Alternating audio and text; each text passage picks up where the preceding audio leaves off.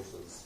A slightly broader question for you, looking ahead to next year, again assuming President Tsai wins re-election, which looks pretty likely at the moment, has been China has been stepping up its pressure militarily against Taiwan. We had the bombers, which have fairly regular patrols around Taiwan in the last sort of 3 or 4 years. And the aircraft carrier sailing through the Taiwan Strait just last month. I suppose my question is, more broadly, how would you view the outlook for Taiwan-China relations next year? And would you consider that China will continue to step up its military pressure on Taiwan? And what are the risks here militarily for Taiwan from China? My other question is, at the moment you talk to Taiwanese officials, you talk to US officials, they will say that Taiwan-US relationship has probably never been better in the last 40 years since the United States severed diplomatic ties with the RSC government.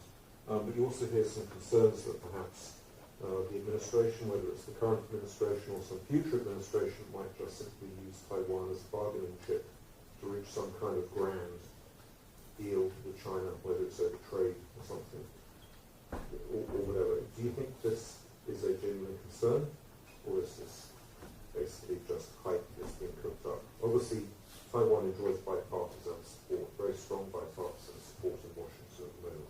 Is there a concern that perhaps maybe the current administration or the next administration might end up just using Taiwan as a bargaining chip? Well, thank you.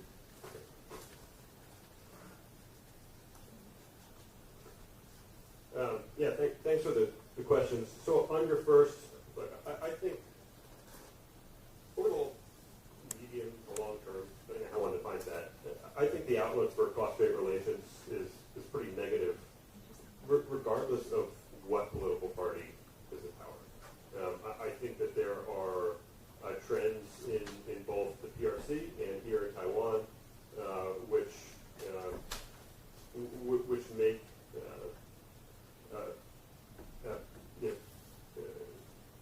which make a stable relationship difficult, and which make, in particular, make it difficult for Beijing to adopt a more conciliatory approach. If President Tsai does win re-election, which is looking likely at this point, I do think that things only get worse in the short term. I think Xi Jinping will see no reason to shift from his approach of the last 3 years to one which is more conciliatory, one which is seeks to achieve stability in the strait. And so I think we'll see more military pressure. We can expect to see more attempts to poach an ally here and there. Pulling levers on the economic relationship. As you know, there's a whole host of things that have been done in recent years to really squeeze the island, and I don't see any reason why that would change.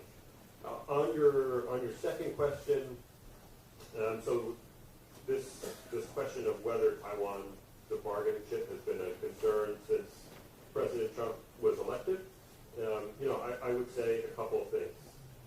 One, despite those concerns, he's continued to make what I would argue are the right decisions when it comes to the relationship. We don't have a good sense about how the president himself thinks about the relationship, but he's approved major arms sales. He's signed important legislation. And so, despite those concerns, for whatever reasons, he keeps making the right decisions. And so, I find that reassuring. And to your point, it's really remarkable the bipartisan support there is on Capitol Hill for Taiwan right now. It's always been bipartisan, but I think the support has really strengthened on both sides of the aisle. And I think this is one issue where if there was an attempt by this administration or a future administration to sort of trade Taiwan away, you would see revolt within the president's party. And this would be a very difficult thing for a president to actually carry out. Well, there was a lot in that question. Trying to figure out certain aspects to try to address. On the issue of Taiwan being a bargaining chip, I'm not sure where this notion originally came from, but I'm guessing it may have roots in the notion of playing a China card back in the 1970s, when U.S. foreign policy was guided by what they call so-called a realist approach to foreign policy, using a China card in the U.S. competition with the former Soviet Union. So, I mean, this notion of using Taiwan as a bargaining chip may have some roots in so almost a modern version of playing the China card. In my view, obviously Taiwan is not a bargaining chip at all. One could view U.S. relations and U.S. policy as having either, viewing Taiwan as either having intrinsic value, in other words, value in and of itself, or having instrumental value. And U.S. foreign policy perhaps has aspects of both. For example, Taiwan's intrinsic value is simply an objective reality. Taiwan is valued because it's just as much, the ROC is just as legitimate of a government as any other country in the world. So, I mean, it has intrinsic value. U.S. policy in terms of a bargaining chip, the bottom line, and really the bottom line issue is the Taiwan Relations Act, which makes under U.S. domestic law there are certain limits on what could be used if, in the unlikely circumstance, there's a tendency or a desire to bargain away something with authorities in Beijing.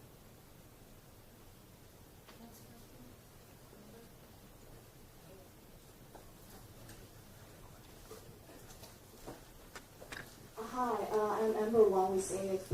I'm just wondering if you can give us more, like a clear idea or more example of how Beijing's influence or disinformation campaign specifically targeting the presidential election.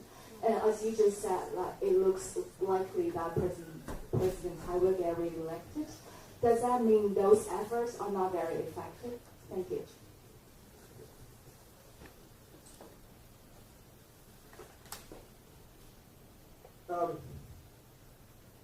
It's a good question, and it's always hard to know how effective these efforts are. So when we look at, the efforts made in the run-up to last November's election, right?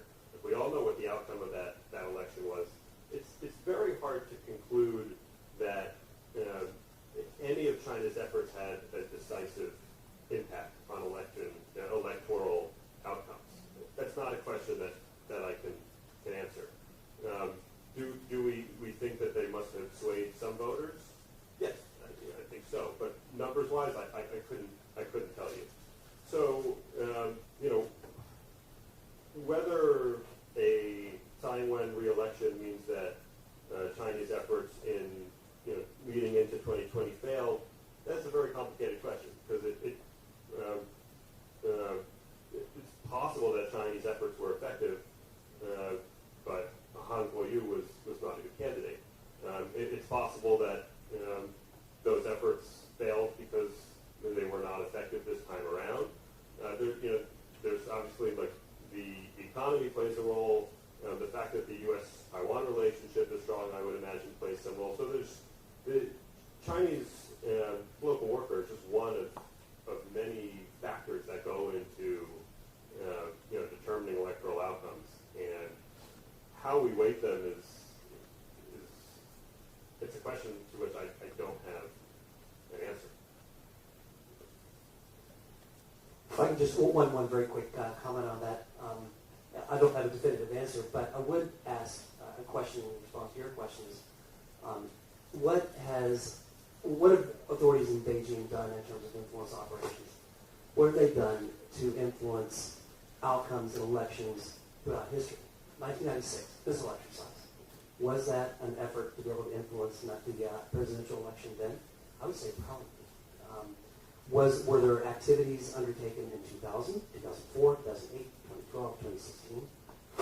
So I would look at efforts by Beijing to potentially influence outcomes in elections dating all the way back to 1996.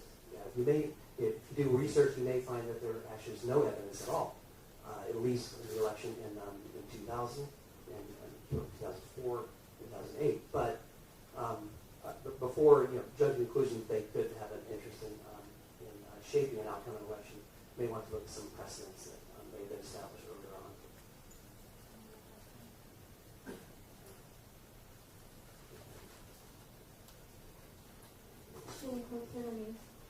I have been interested in claims that Taiwan is in danger of becoming a proxy war, or that it may be drawn into the strategic competition between the United States and China. So I have two questions about this. The first is, how do we distinguish between older conflicts over your support for the island and your efforts that seem less about Taiwan than about competition between the two superpowers?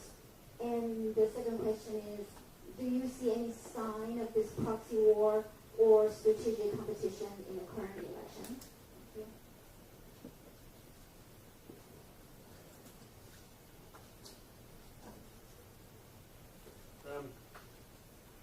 I guess I didn't quite understand the premise of your first question.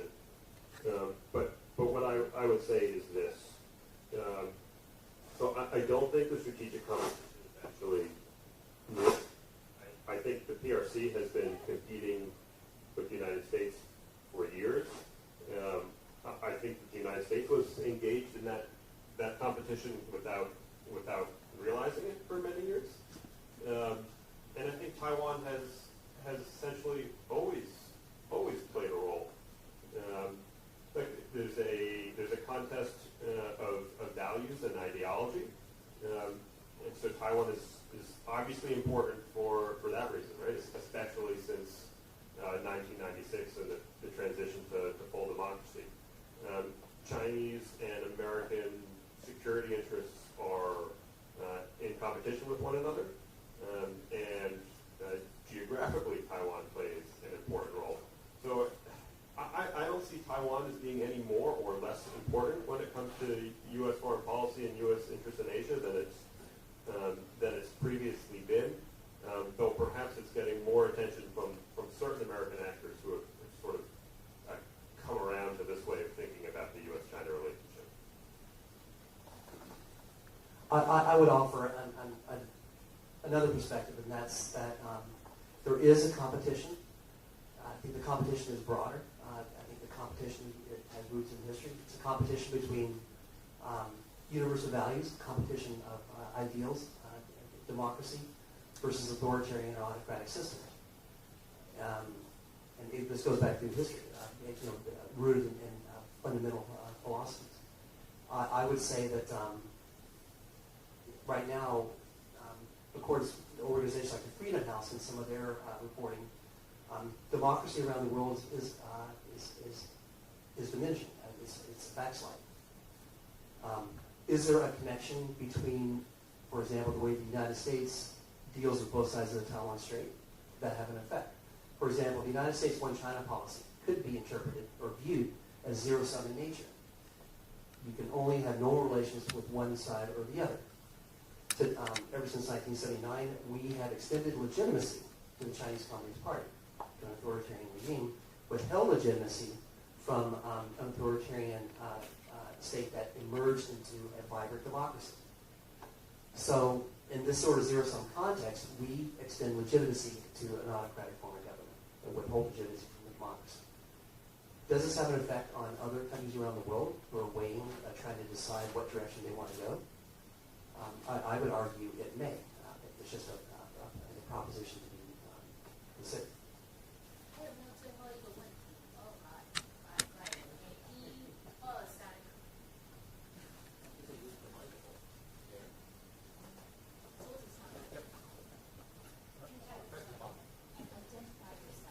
Okay. I'm Sean Ling from PPS, and my question is, there's a huge debate on the legislative yuan about the so-called Anti-Infiltration Act that may be, it's highly possible that if the act will be passed by the end of the year to reduce or rule out the Chinese influence on Taiwan social or political environment. So my question is, do you support or have you heard of this kind of act? And do you think this kind of act would help? Okay, hang on. Sarah, what's your question? We'll collect it and then you guys can answer. And identify yourself. My name is Sarah. I'm from CTS. And I have one question. The Chinese Liberation Army, the strength has been risen incredibly. And then what are the advantages of the U.S. Army? And then if so, what are they? 你想要问的是什么？就是中国解放不了解。军事的实力，它不停的在增加，然后是紧追在美国跟俄罗斯之后。那美军面对这种庞大的中国的军队，它是有什么样的对应？尤其是台湾在这里面是被其中，就是尤其是在台湾这一部分有什么样的应对的方法？后面那位你想要问的。Hi, I'm a reporter in Canada from the Tiger Times. As Taiwan has launched the two Pacific allies in September, and with more projected to leave Taiwan, following. So, do you think that this is a crisis or maybe an opportunity for Taiwan? And in what ways can Taiwan and the U.S. Work more closely to defend the democracy? Thank you. I will take those three and break and you guys can talk to them yourselves. On the Anti-Infiltration Act, I actually haven't read the bill, so I'm not gonna comment on that. The question on the second question was on Chinese military advantages over the PLA. Is that? What is the U.S. military going to do to face this growing might of the PLA?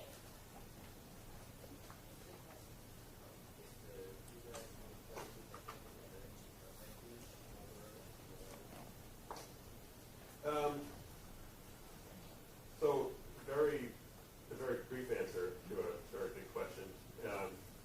I think the U.S. military's advantages are in training, personnel, and experience, and capabilities. So that's less of an advantage than it once was.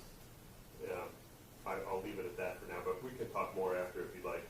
And then on the loss of allies, this is a crisis or an opportunity. I'm not sure that it's either. I certainly don't think that it's a crisis. I understand that Taiwan wants to hold on to as many of its formal diplomatic allies as it can. That's of course a rational goal.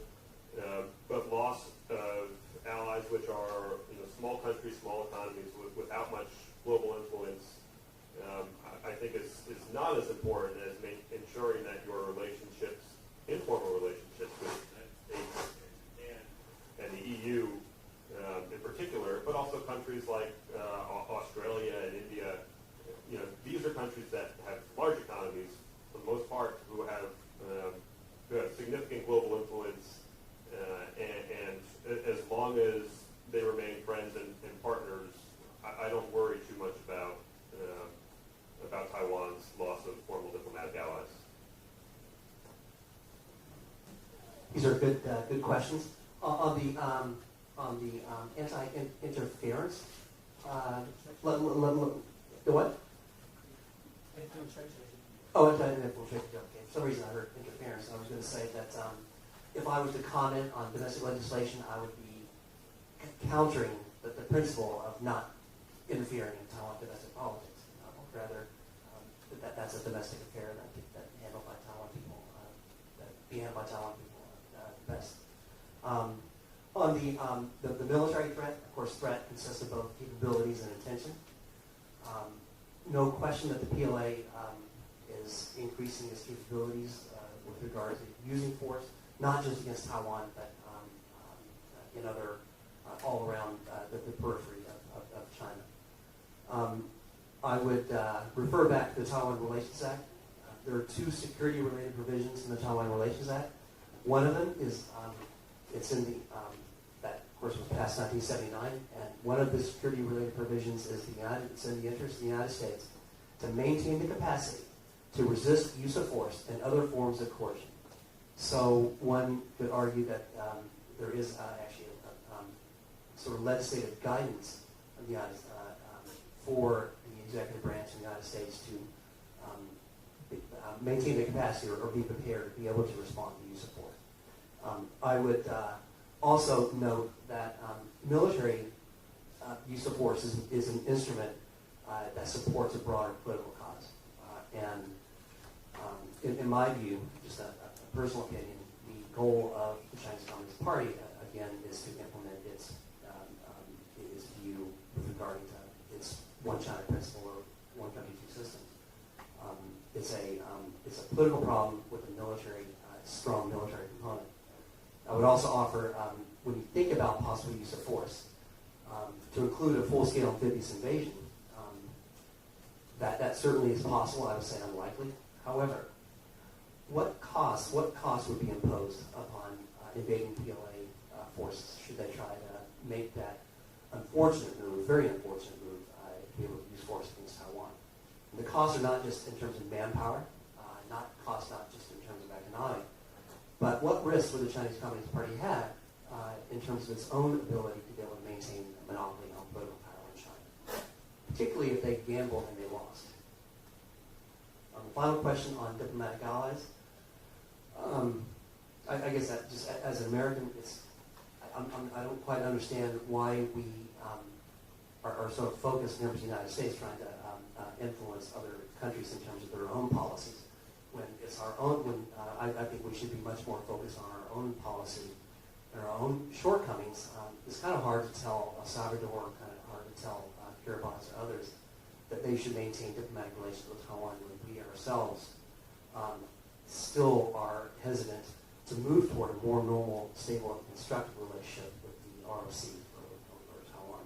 So in my view, the loss of a diplomatic ally, the more defections that you have, to me, the more important it is for the United States to fill that gap and do more, and again, to move toward a more normal, stable, and constructive relationship with Taiwan.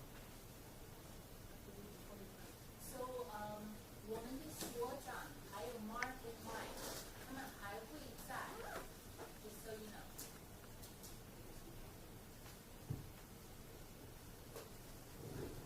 Thank you everyone for joining us today.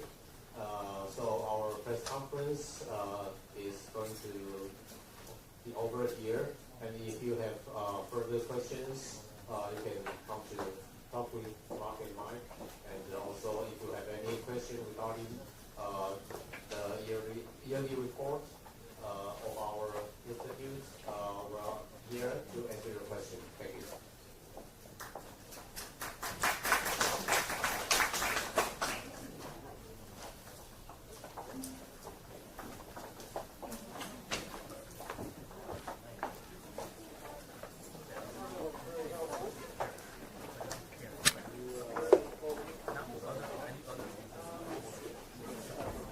大纪元时报遍布全球，不受财团、政党影响，真实敢言。